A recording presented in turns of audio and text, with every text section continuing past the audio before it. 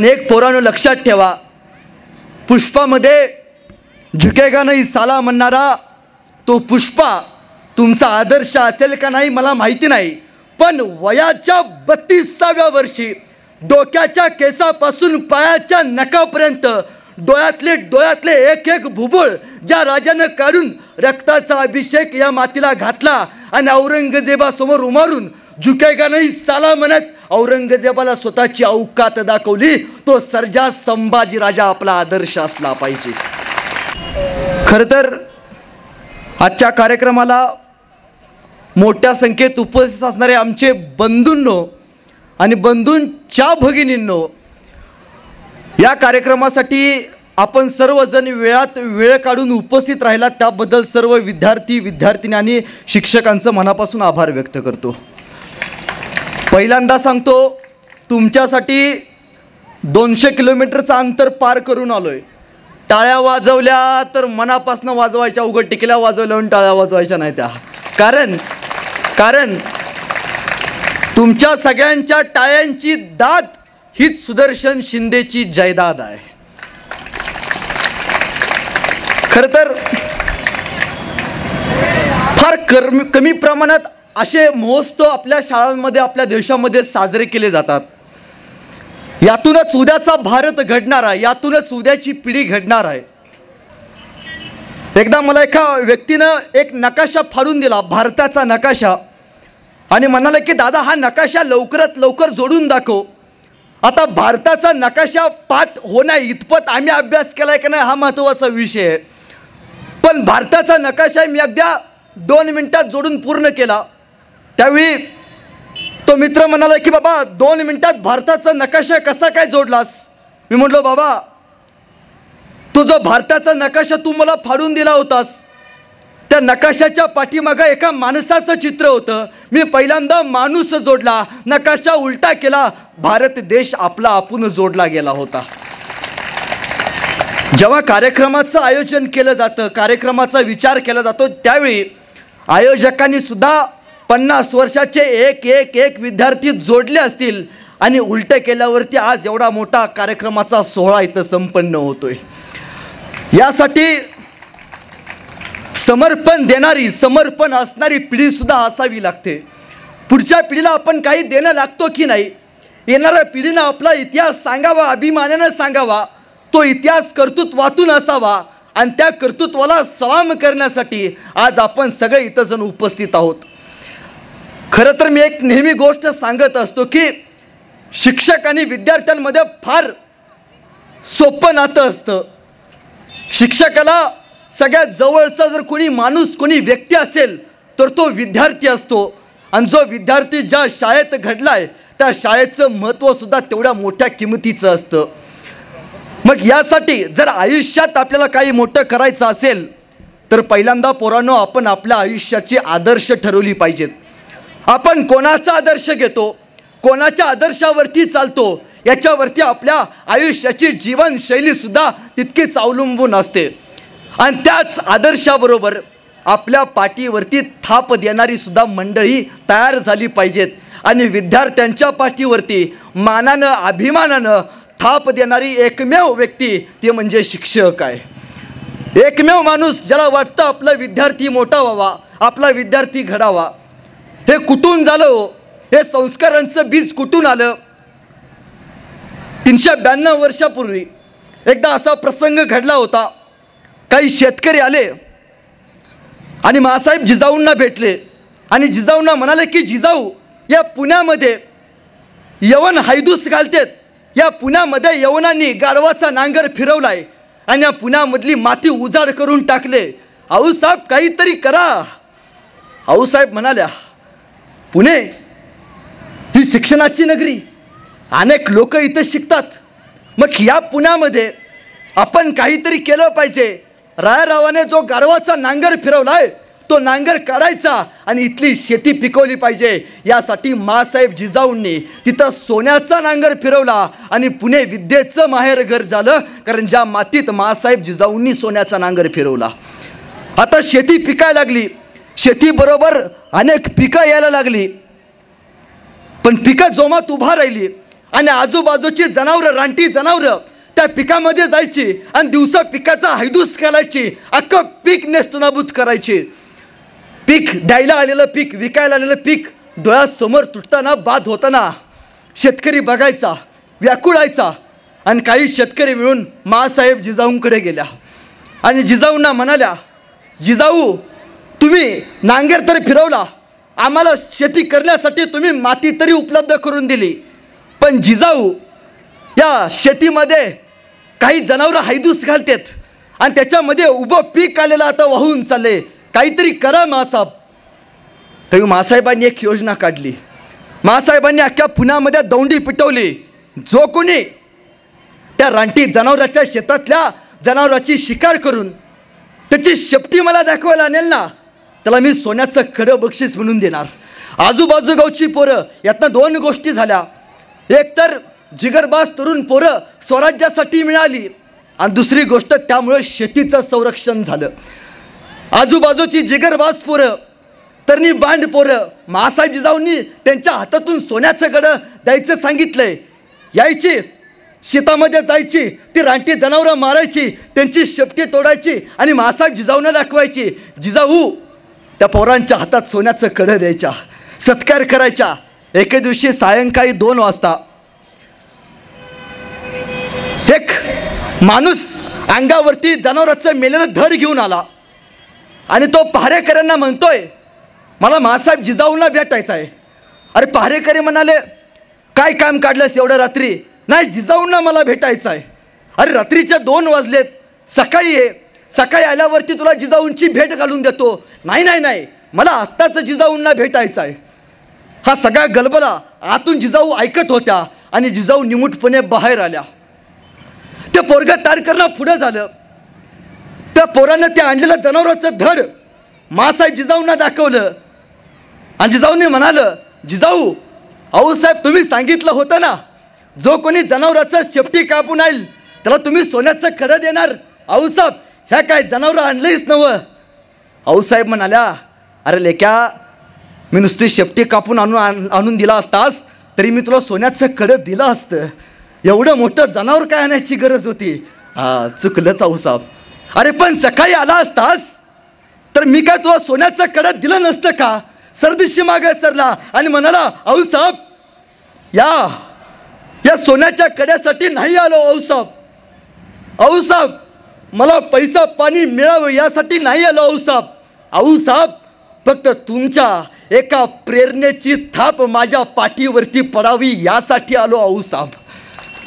आणि आऊसाहेबांनी त्या पोराला जवळ केलं, त्याच्या पाठीवरती धपाटा टाकला आणि सांगितलं, आजपासून तू स्वराज्यासाठी काम करायचं.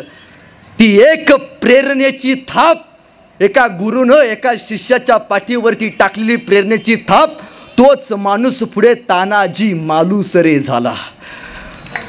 म्हणजे विद्यार्थ्याच्या एक प्रेरणेची थाप, त्या थापीतून इतका मोठा अष्टपैलू नेतृत्व उभा राहतं की ज्याची पिढ्यानपिढ्या इतिहासाला नोंद घ्यावी लागते. मी कायम सांगत असतो की पोरांनो, आपण आपला आदर्श सुद्धा कधीतरी ठरवलं पाहिजे. एका देशात एक राजा होता आणि तो राजा आपल्या रयतेमध्ये फिरत होता. तरी तो गावामध्ये शहरामध्ये फिरत असताना त्याला एक लोखंडी अवजारांचं काम करणारा एक लोहार दिसला. त्याचं त्याने ते परिश्रम बघितलं. अरे लोहार इतकं परिश्रम करतो, इतकी मेहनत करतो आणि पैसे किती? 200-300 पैसे, फक्त 200-300 रुपये त्या लोहाराला मिळतात. त्याला वाटलं या लोहाराची आपण गरिबी घालवली पाहिजे. त्यानं आपल्या प्रधानाला बोलवून घेतलं आणि सांगितलं, या लोहाराला आपण उद्यापासून आपली एक आपल्याकडे असलेली चंदनाची बाग भेट म्हणून देऊ. निदान यातूनच तर त्या लोहाराचं आर्थिक संपन्न वाढेल, आर्थिक स्रोत वाढेल आणि तो खऱ्या अर्थानं कुठंतरी श्रीमंत होईल. त्या राजानं त्या लोहाराला त्या झाडांची एक बाग भेट दिली. चंदनाची झाडं भेट म्हणून मिळाली. तो आनंदित झाला. 1 वर्ष गेलं. राजाच्या लक्षात आलं, आपण लोहाराला चंदनाची बाग भेट म्हणून दिली होती. कदाचित तो आता मोठा झाला असेल, त्या लोहाराला आपण जाऊन भेटलं पाहिजे. त्या राजानं आपल्या प्रधानाला घेतलं आणि त्या लोहाराकडे जायला निघाला. तो लोहार जवळ गेल्यावरती अखंड बाग राजानं बघितली. निम्मी बाग सगळी भयावस्थ झाली होती. जवळ गेला तर या लोहारानं चंदनाच्या बागेच्या बरोबर मध्ये भट्टी बसवली होती. राजाने जाऊन विचारलं, अरे काय केलं त्या चंदनाच्या बागेचं? हा महाराज, तुम्ही चंदनाची बाग भेट म्हणून दिली. अपूर्वी लाकडं कुठं मिळतात तुम्ही म्हणला. लाकडं मिळणं लय मुश्किल. आता जरा बरं झालंय, चंदनाची बाग दिल्यापासून एक एक लाकूड काढतो चंदनाचं आणि या भट्टीत तापतो. या भट्टीची आग लागते आणि यातनं 200-300 रुपयाची माझं साहित्य घडतं. राजानं डोक्याला हात लावला. राजानं सांगितलं प्रधानाला, जा चंदन विकत घेणाऱ्या व्यापाऱ्याला बोलव. चंदन विकत घेणाऱ्या व्यापाऱ्याला प्रधानानं बोलवलं आणि राजा म्हणतो, हे लाकूड चंदनाचं लाकूड, बाबा सांग या लाकडाची किंमत किती होईल? व्यापारी म्हणाला, महाराज या लाकडाची किंमत 2 लाख रुपये होईल. लोहारानं डोक्याला हात लावला. 2 लाख रुपयाची लाकडं मी जाळून त्याच्यावरती 300 रुपयाची भांडी तयार केली आणि त्यांची राख केली. एकमेव कारण त्या चंदनाचं मोल त्या लोहाराला कळालं नव्हतं. पोरांनो, न्यू इंग्लिश स्कूल आणि न्यू इंग्लिश PU कॉलेज ही चंदनाची बाग आहे आणि या बागेमध्ये जो चांगल्या अर्थानं स्वतःचं मोल करून घेईल त्या विद्यार्थ्याचं चंदन झाल्याशिवाय राहणार नाही, याची आपण कायम अपेक्षा घेतली पाहिजे. खरं तर याच संस्कारातून पिढ्यांचं मोल देण्याचं महत्त्व घडतं. मी नेहमी सांगत असतो की आपला आदर्श कोण आहे. एखाद्या पोरला विचारलं की बाबा तुझा आदर्श कोण आहे, पोरगं लगी म्हणतोय शाहरुख खान माझा आदर्श आहे. एखाद्या पोरला विचारलं बाबा तुझा आदर्श कोण आहे, लगेच म्हणतोय सलमान खान माझा आदर्श आहे. आता तर विचारल्यावरती 2 वर्षाची पोरं सुद्धा म्हणते झुकेगा नाही साला. म्हणजे मला कायम प्रश्न पडतो. मध्यंतरी पुष्पा 2 नावाचा पिक्चर येऊन गेला. देशभरातली थिएटर 1 महिन्यासाठी बुक झाली. आमची पोरं थिएटर आता पिक्चर बघण्यासाठी, पुष्पा 2ला पाहण्यासाठी, त्या अल्लू अर्जुनला बघण्यासाठी गर्दी करू लागली. त्याचा झुकेगा नाही साला डायलॉग बघितल्यावरती आमच्या पोरांना बरं वाटायला लागलं. अरे पण जो व्यसन करायला तुम्हाला आम्हाला शिकवतो त्या पोरांचं आयडॉल आपण मानायला लागलो. पण एक पोरांनो लक्षात ठेवा, पुष्पामध्ये झुकेगा नाही साला म्हणणारा तो पुष्पा तुमचा आदर्श असेल का नाही मला माहिती नाही. पण वयाच्या 32व्या वर्षी डोक्याच्या केसापासून पायाच्या नखापर्यंत डोळ्यातले एक एक भुबुळ ज्या राजानं काढून रक्ताचा अभिषेक या मातीला घातला आणि औरंगजेबासमोर उभारून झुकेगा नाही साला म्हणत औरंगजेबाला स्वतःची औकात दाखवली, तो सर्जा संभाजी राजा आपला आदर्श असला पाहिजे.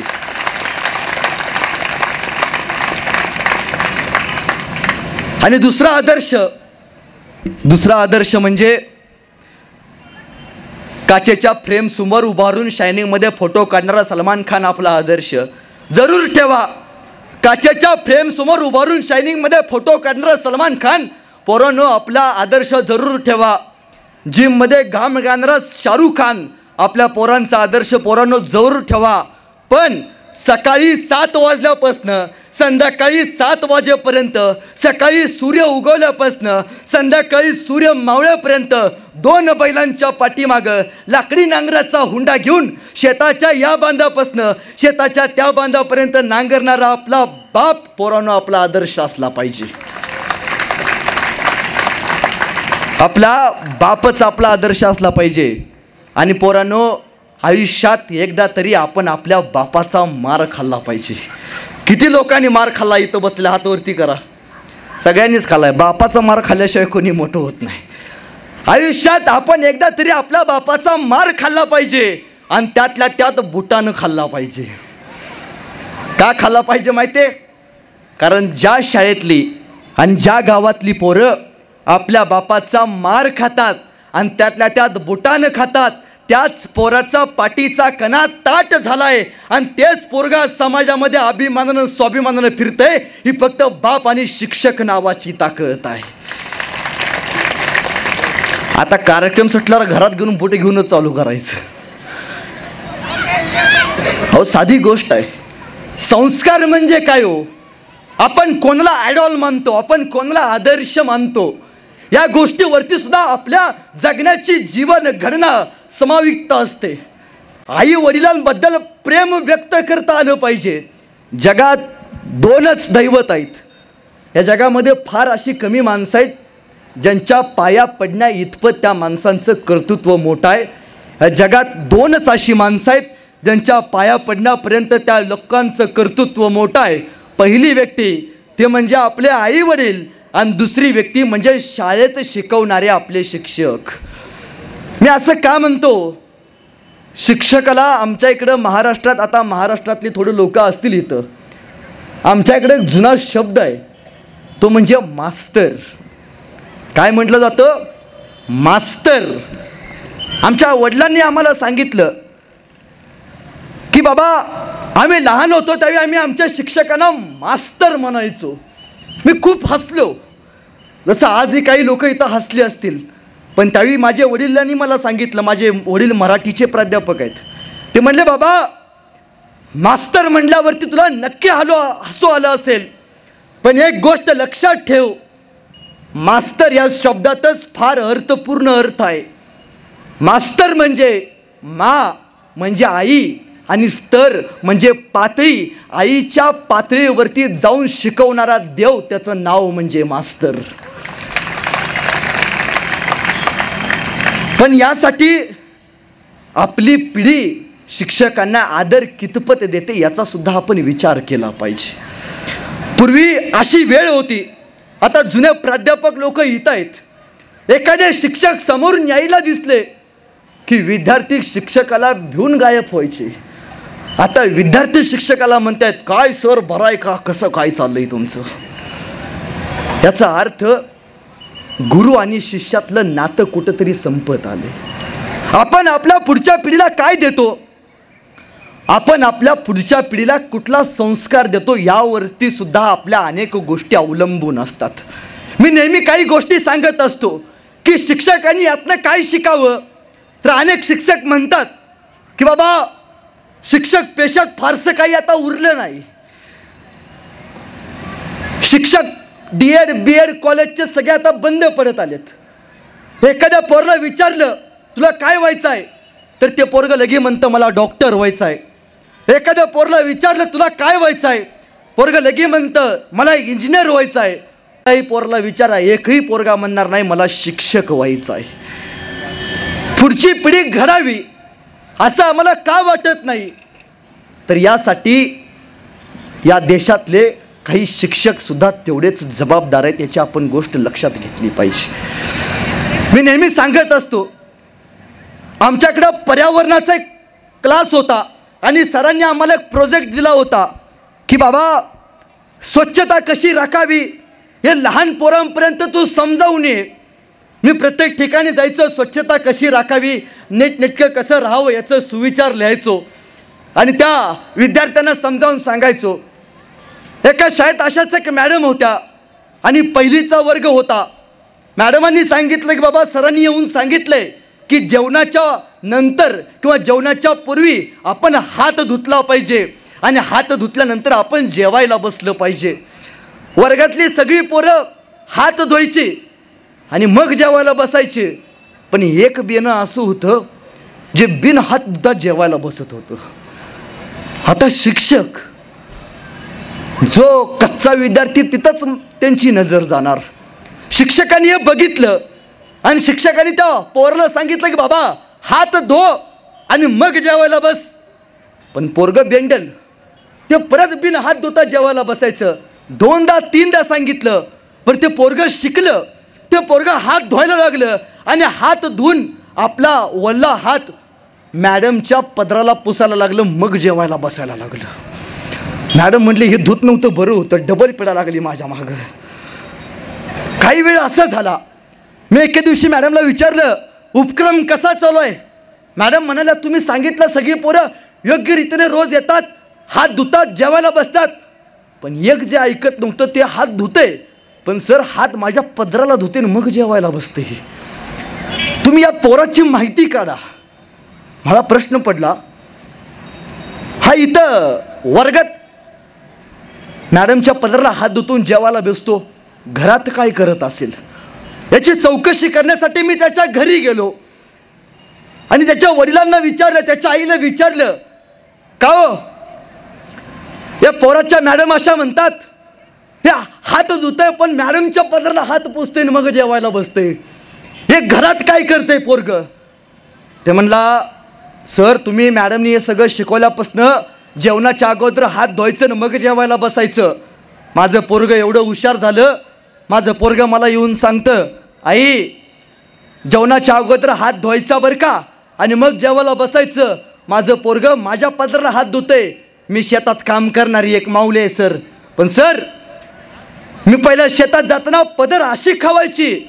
माझं पोरग मला सांगतंय, आई पदर असा नाही खवायचा बरं का, आमच्या मॅडम जशा इथं पिन लावतात ना तशी पिन लावून पदर करायचा बरं का.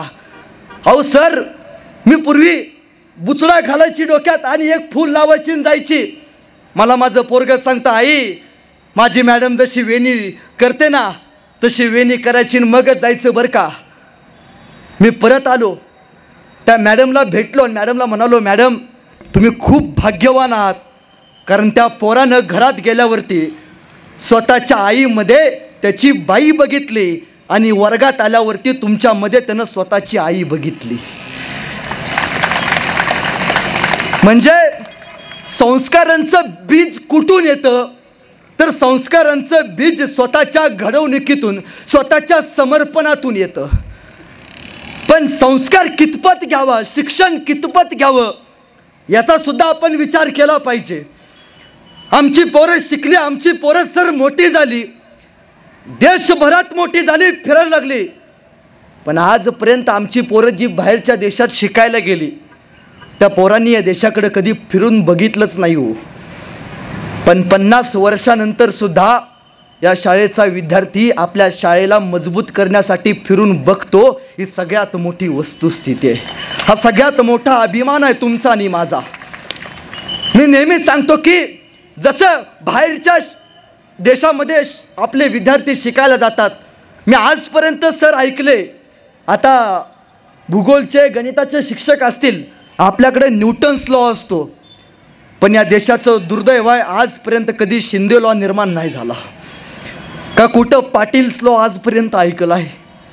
का नाही ऐकत याचं कारण आमच्या पोरांमध्ये क्षमता नाही असं नाही, आमच्या पोरांमध्ये सामर्थ्य नाही असं नाही, पण ही क्षमता आणि सामर्थ्य आपण एका पिढीपर्यंत मर्यादित ठेवतं. आपण आपल्या पोरांना शिक्षण दिलं पण त्या शिक्षणासोबत संस्कार द्यायचे मात्र आपण विसरलो.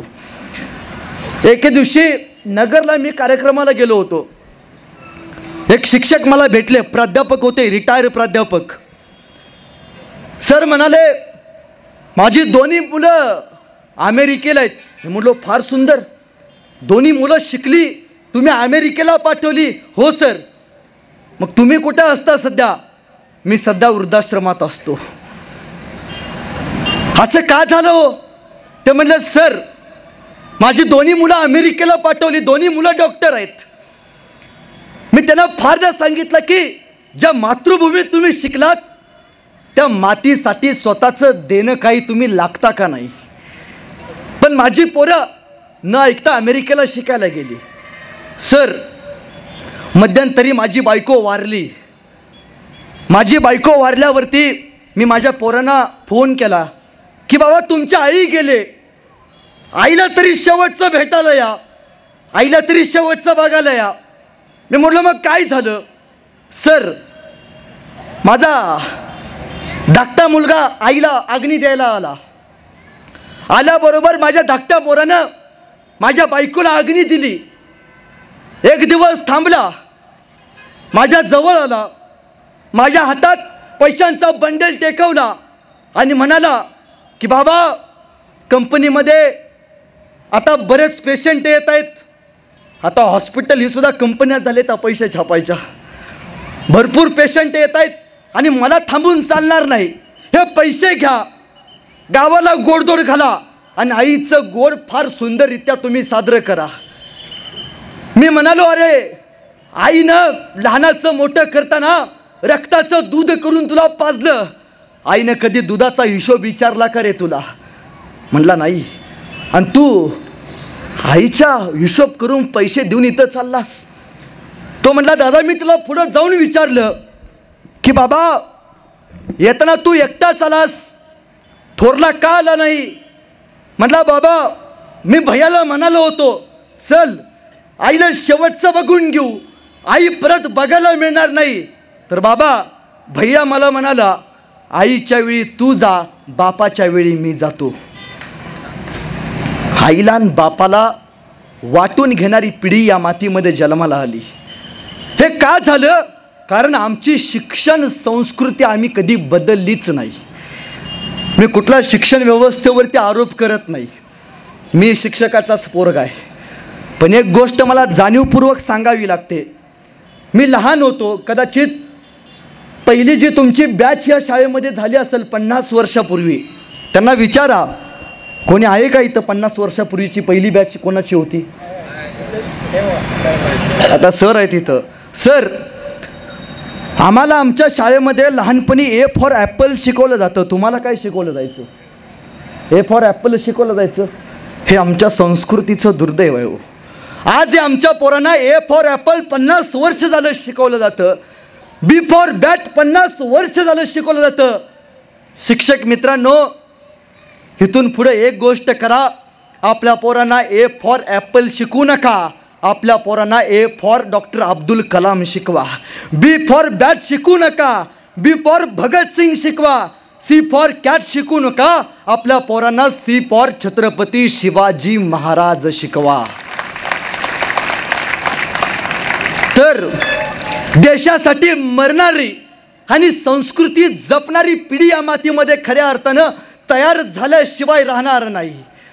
पण आज महाराष्ट्राची, कर्नाटकची, आपलं जे राज्य, त्या राज्याची परिस्थिती बघतो, वाईट वाटतं साहेब. आमच्या पोरांकडं आज धीर नावाची गोष्ट उरली नाही. पूर्वी फार कमी प्रमाणात आत्महत्याचं प्रमाण होतं. विद्यार्थी दशेत असं काय झालं की आमच्या पोरांना आत्महत्या सोपी वाटायला लागली?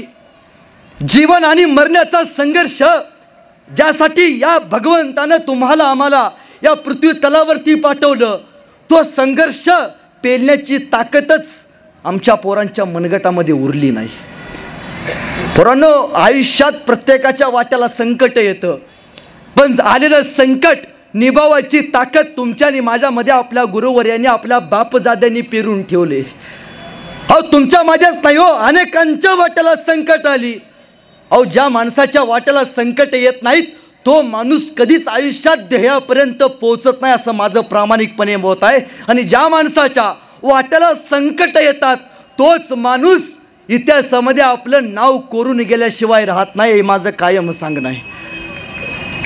हो बघा ना, शिवाजी महाराजांना सुद्धा संकट आली की हो. मिर्झा राजे नावाचं संकट महाराजांच्या जिवंतपणे महाराजांच्या समोरून उभा राहिलं. मिर्झानं खुलेआम रेत छळली आणि संकट आल्यावरती महाराजांनी रडणं पसंत केलं का हो? का महाराज कुठं आत्महत्या करत बसले?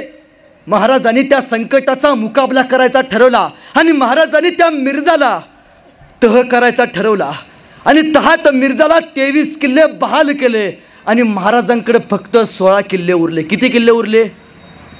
16 किल्ले उरले. सगळ्या म्हटलं संपलं आता.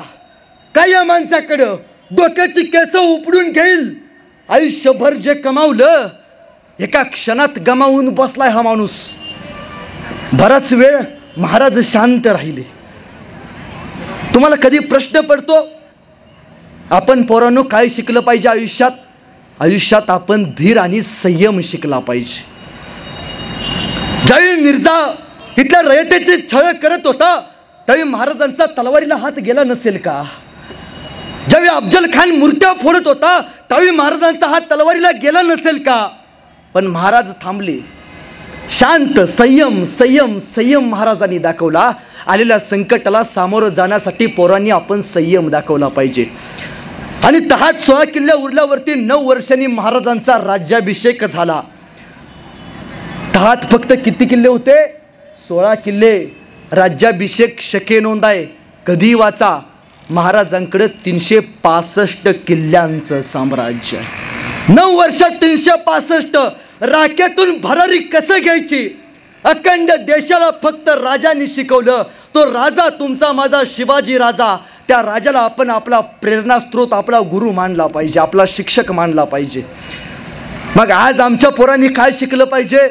आपण त्याच मातीत जन्माला आलोत. या मातीला काय म्हटलं जातं? राखड देशा, कणखर देशा. भारत देशा हा देश कसा आहे? राखट आहे, कणखर आहे. इथली पिढीसुद्धा कणखर असली पाहिजे.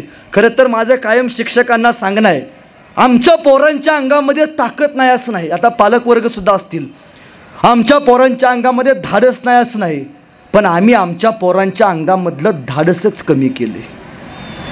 एखादं पोरगं काय नवीन करायला चाललं, काय लगे म्हणते अंतरून पाहून पाय पसर, अंतरून पाहून पाय पसर. बेनं हातपाय खोडून खोडून मरून गेलं, पण आईनं बापानं काय त्याला पोराला पाय काय पसरून दिले नाहीत. म्हणजे बघा ना, ज्यावेळी महाराज आग्र्याला झाले त्यावेळी महाराजांनी 9 वर्षाच्या संभाजी राजाला सोबत घेतले. भीती नाही, माहिती आहे वाटत की अडकल्यावरती मृत्यू होईल, पण भीती बाळगली नाही. आमची लोक भीतेत हो. आता आमच्या पोरांची सहल चालली की तुम्हाला पालक वर्ग लगेच म्हणत असतील, आई एखादी सांगते बाबा पोराला, बाबा मधल्या सीटवर बस. नाही, इष्टी पुढनं टुकली तरी माझं बेनं सुरक्षित, इष्टी मागणं टुकली तरी माझं बेनं सुरक्षित. माझं बेनं जगलं पाहिजे, मुतग्याची बाकीची मरणा तिकडं. आपण स्वतःपुरती विचार करणारी झालो आणि आमची कमकुत मनगुट आम्ही या मातीमध्ये तयार केली. पूर्वी बघा ना, एक लहान बाळ असतं आणि ते रांगत रांगत कोपऱ्यात जातं. त्या लहान बाळाची आई जाते, त्याला धप्पट टाकते आणि सांगते, बाबा त्या कोपऱ्यात जाऊ नको. त्या कोपऱ्यात काय असतो? भाऊ असतो, भाऊ. त्याला माघारी घेऊन येते. ते पोरगं मुतगेचं, ते जरा रांगत रांगत परत कोपऱ्यात जातं. आई परत जाते, धपाट टाकते, अरे तुला सांगितलंय ना त्या कोपऱ्यात जाऊ नको. त्या कोपऱ्यात भाऊ असतो, परत माघारी घेऊन येते. पण पोरगं लय हुशार, पोरगं जरा चालाय शिकतं. ते परत चालत चालत त्या कोपऱ्यात जातं. आई परत जाते, 2-4 धपाट टाकते, अरे तुला सांगितलंय ना त्या कोपऱ्यात जाऊ नको. त्या कोपऱ्यात भाऊ असतो, त्याला माघारी घेऊन येते. पोरगं थोडं मोठं होतं, परत त्या कोपऱ्यात जातं. आई परत जाते, 2-4 धपाट टाकते, अरे तुला सांगितलं ना त्या कोपऱ्यात जाऊ नको. त्या कोपऱ्यात भाऊ असतो, तो भाऊ जो आम्ही आमच्या पोरांच्या मनामध्ये बसवतो, ते पोरगं पुढं 2 पोराचं बाप जरी झालं तरी त्या कोपऱ्यात जायला भीते. का? तर त्या कोपऱ्यात भाऊ असतो. हा भाऊ आपण आपल्या पोरांच्या मनामधनं काढला पाहिजे. हा भाऊ जो भीतीचा भाऊ आहे ना, हा भाऊ आमच्या पोरांच्या मनातनं काढून आपण आपल्या पोरांना लढण्यासाठी, येणाऱ्या संकटांना भिडण्यासाठी तयार केलं पाहिजे. आणि पोरांनो, मी तुमच्या वयाचा आहे का नाही मला माहिती नाही, पण या भावाचं एक वाक्य घेऊन जावा. आज आमच्या महाराष्ट्रातल्या 60% बापांच्या खांद्यावरती पोरांची प्रेत यायला लागलीत. समाज कुठेतरी हरवायला लागलाय. पोरांनो, आज आमच्या पोरांनी आत्महत्या करायची ठरवले. कारण काय आमच्या पोरांची? कोण सोडून गेली, घे कासरा कर आत्महत्या. कोण नाही म्हणली, घे कासरा कर आत्महत्या. आत्महत्या कर, कार्यक्रम सुटल्यानंतर कर, कासऱ्याचं पैसे माझ्या वतीने देतो देणगी म्हणून. पण मरताना एकदा तरी ज्या शिक्षकानं लहानाचं मोठं आपल्याला केले, त्या शिक्षकांना एकदा डोळं भरून बघ आणि त्यांची शिक्षा शिक.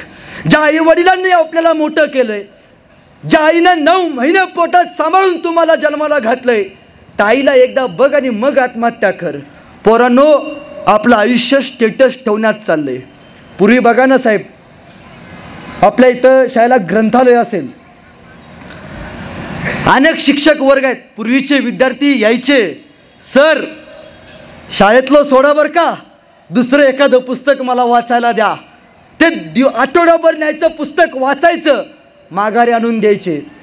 प्रामाणिकपणे सांगा, गेली 5 वर्षात किती पोरं तुम्हाला येऊन विचारतात शाळेतली आता की मला एखादं पुस्तक वाचायला द्या म्हणून? ह्याचं कारण काय? याचं कारण आपल्या हातात आलेलं हे डबडं. आपलं आयुष्य, आपली बघण्याची दृष्टी ही 1 तास होती. या मोबाईलनं आपली बघण्याची दृष्टी क्षमता ही फक्त 30 सेकंदाच्या रील्सवरती आणली. आज आमच्या पोरांचा IQ हा फक्त 30 सेकंदाचा झाला आहे आणि त्याच्यावरती काही दिवसानं तो IQ 5 सेकंदाचा होईल. नाही आवडलं ढकलवर, नाही आवडलं ढकलवर. आमचं आयुष्य पोरांनो स्टेटस ठेवण्यात घालवू नका. आयुष्य स्वतःचं असं घडवा की पोरांनो तुमचं स्टेटस लोकांनी ठेवलं पाहिजे. 392 वर्षापूर्वी या हिंदुस्थानाच्या मातीमध्ये असा एक राजा होऊन गेला ज्या राजानं स्वतःचा स्टेटस निर्माण केला. 392 वर्ष झाली. आज इथली माणसं स्वतःच्या स्टेटसला त्या माणसाचा स्टेटस ठेवतात. The name of Chhatrapati Shivaji Maharaj. आयुष्यात स्वतःचं स्टेटस असं निर्माण करा की लोकांनी तुमचं स्टेटसला ठेवलं पाहिजे.